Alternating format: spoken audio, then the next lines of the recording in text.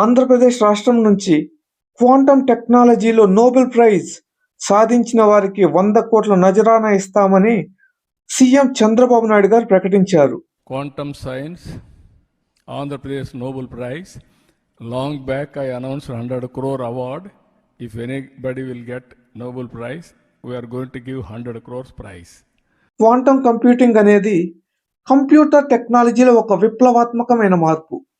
ఇది భౌతిక శాస్త్రంలోని క్వాంటం మెకానిక్స్ సూత్రాల ఆధారంగా పనిచేస్తుంది.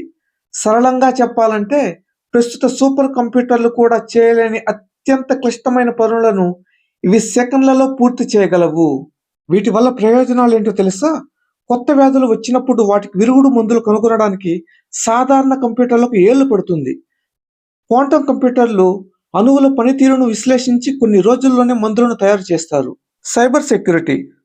ప్రస్తుత పాస్వర్డ్లు మరియు బ్యాంకింగ్ సెక్యూరిటీ కోడ్లను క్వాంటం కంప్యూటర్లు చాలా సులభంగా బ్రేక్ చేయగలవు. అందుకే హ్యాక్ చేయలేని క్వాంటం ఎన్క్రిప్షన్లు ఇవి సృష్టిస్తాయి.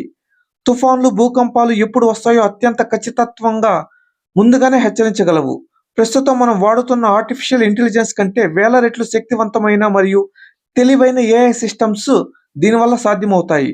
నగరాల్లో ట్రాఫిక్ సమస్య లేకుండా వాహనాలు ఏ రూట్లో వెళ్లాలో సెకండ్లలో ప్లాన్ చేయగలవు. రోజుల్లో దీని హవా చాలా ఎక్కువగా ఉంటుంది. Please like and subscribe the video. Thank you. జై హింద్.